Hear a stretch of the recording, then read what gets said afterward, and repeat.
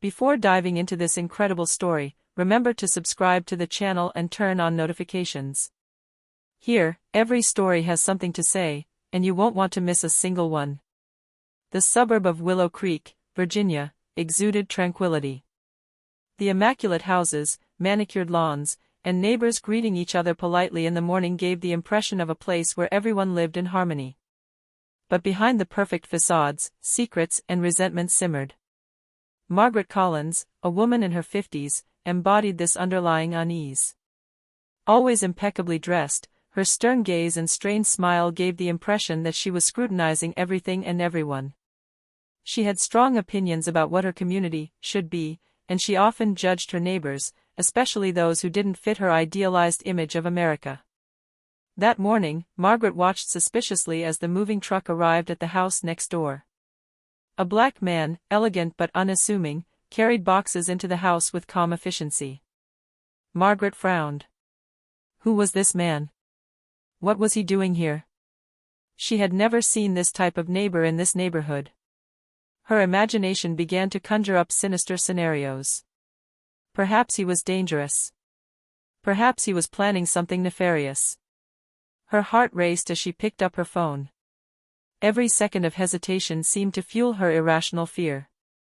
She pressed the keys to dial 911, her hands trembling with excitement and nervousness. Yes, hello. I think my neighbor, I think he's doing something suspicious, well, she stammered, trying to find the words to justify her hatred. Margaret didn't know that behind this ordinary man's facade was Derek Johnson, an FBI special agent sent undercover to monitor a criminal network operating in the area. He wasn't just an ordinary citizen as she believed, and his racial hatred was about to backfire on her in the most dramatic way possible. What began as a simple call from a disgruntled neighbor would trigger a confrontation that neither side would ever forget. A few minutes after Margaret's call, the sound of sirens echoed through the quiet Willow Creek street. Two officers, Tom Reynolds and Lisa Harper, arrived at a run, clearly accustomed to various complaints but attentive to every detail. Hello, we are here to answer your call, said Tom, addressing Margaret. Yes, thank you, he's my neighbor, stammered Margaret, her face red with anger and fear. She pointed to Derek Johnson's house, where he was finishing moving the last box into his living room. The officers exchanged a glance. The situation seemed simple, an overly suspicious neighbor, a harassment call. But there was something strange about the way Margaret spoke. Derek, hearing the conversation from inside, walked towards the door. He opened it calmly, dressed casually but with a natural presence that commanded respect. Hello, I'm Derek Johnson. How can I help you? He asked with a polite but confident smile. Margaret, without hesitation, began to accuse him. You've been very suspicious these past few days. I saw you loitering around the house and... She paused, searching for her words. Anger and fear mingled in her voice. Derek remained calm, observing the situation carefully. He noted Margaret's nervousness, her hurried movements, and the officer's suspicious looks. He knew he had to stay in control. I understand your concern, but I haven't done anything wrong, he said gently. Then, seeing the tension rising, he added, just to be clear, I'm a special agent with the FBI. I advise you to withdraw your accusations. The officers stared wide-eyed in astonishment. Margaret paled instantly, her face turning from red with anger to white with horror. She had just realized the magnitude of her mistake. You're an FBI agent, she stammered, unable to hide her panic. Derek nodded calmly, each word carefully chosen. Yes. And your accusations could have serious legal consequences. I advise you to think carefully before continuing this type of behavior. The officers took note of every word. Humiliated, Margaret shrank into herself, realizing that her hatred and prejudice had just placed her in a position of utter powerlessness. Derek gently closed the door, leaving behind a heavy, oppressive silence, a clear message to all those who harbor hatred without knowing the truth. After the incident on the doorstep, Margaret felt both humiliated and angry. In her mind, she couldn't believe her prejudices had been exposed in front of law enforcement officers and an FBI agent. Yet she decided not to let it go. She wanted to prove she was right. Derek, for his part, remained calm in his living room. He knew Margaret was dangerously impulsive and that he had to carefully manage the situation. The officers, Tom and Lisa, stayed outside, alert to any unexpected reaction. "Listen. I still think there's something suspicious here," cried Margaret, almost banging on the door. Derek stepped forward, his voice firm but measured.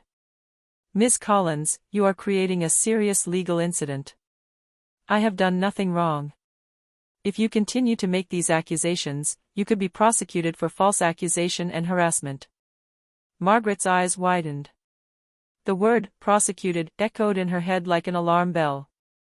She had never imagined that her petty neighborhood grudges could have such consequences.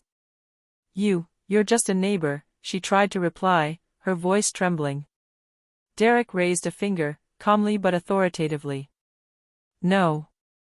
I'm Special Agent Derek Johnson, FBI. And I'm in charge of investigating criminal activity in this area. Your accusations against me are not only false, but they could also harm an ongoing investigation." Outside, Tom and Lisa exchanged a worried glance. They were beginning to realize that Margaret wasn't playing in the same league as usual. They moved closer to warn her, but Margaret, in her pride, shook her head. "You can't silence me," she screamed. Derek took a deep breath and replied with icy coldness. "Miss Collins, you are free to speak, but be aware of this: your actions are being monitored, and every word you utter is being recorded.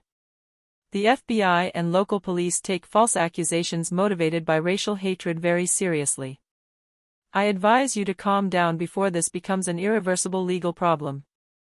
Margaret stepped back, her hands trembling, unable to find a reply.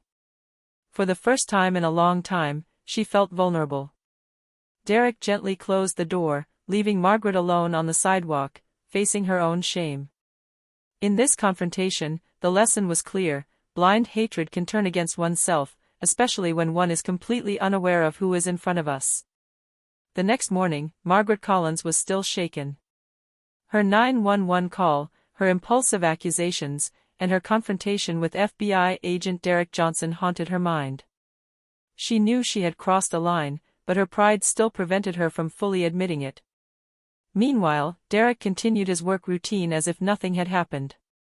He had taken care to report the incident to his superior and document Margaret's call. For him, it wasn't just a neighborhood dispute, it was a life lesson for someone who thought he was above the law. Later that morning, Margaret decided to go to the police station to try to explain herself. She wanted to regain some semblance of control over the situation. But as soon as she entered, she immediately felt the weight of authority. The police officers looked at her with an expression that was a mixture of astonishment and disapproval. Tom Reynolds spoke. "Miss Collins, you are here regarding yesterday's incident. We have reviewed your accusations and they were completely unfounded." Margaret opened her mouth in protest, but Derek, who had been called to the police station to give his statement, entered the room. His mere step into the room silenced Margaret instantly. "Margaret," Derek said in a calm but authoritative voice, "your accusations were racially motivated and baseless. They not only disrupted the neighborhood, but they also wasted police time and resources." Margaret paled. Every word Derek said hit like a hammer blow. You, she stammered, unable to finish her sentence. Derek continues.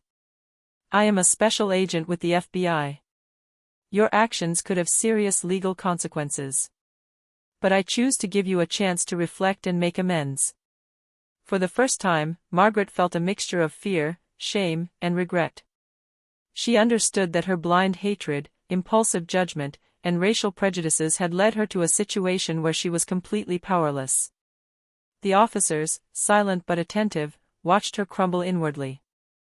Margaret knew she could never erase the humiliation or the danger she had caused by her actions. Derek, on the other hand, left calmly, leaving behind a clear lesson: truth and justice can strike harder than fear and hatred. After the confrontation at the police station, Margaret Collins returned home, her heart heavy and her mind tormented. For the first time in her life, she was confronted with the full extent of her hatred and ignorance. Every step on the Willow Creek sidewalk reminded her of her mistake. Her neighbors, who had often tolerated her without intervening, now looked at her with a certain distance, as if they knew what had happened. Inside her home, Margaret sat in her favorite armchair, her face in her hands. She thought back to Derek Johnson, the calm and collected FBI agent, capable of transforming her arrogance into profound shame. She realized that her attempt to discredit a black neighbor had not only failed, but had also jeopardized her own reputation. In the days that followed, news of the incident spread quietly through the neighborhood. Some neighbors murmured cautious comments, while others began to reflect on their own prejudices. Margaret, aware that the entire neighborhood now knew about her behavior, found herself isolated in her past certainties. Derek, for his part, continued his missions with the same efficiency and discretion. He had no need to boast or punish Margaret beyond what the law and a simple reprimand had already accomplished. His calm and authority had been enough to shatter Margaret's illusion of superiority. Finally, Margaret understood that blind hatred, racism, and hasty judgments could backfire. She had tried to harm a man of justice and had nearly destroyed her own social and legal life.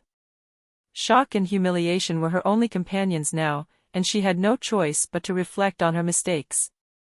The Willow Creek neighborhood regained its apparent calm, but the message was clear: irrational hatred and prejudice can hit harder than we imagine, especially when we are completely ignorant of who is in front of us. Margaret was never the same again. Her arrogance had crumbled, replaced by a painful awareness that actions based on fear and racism always come at a price.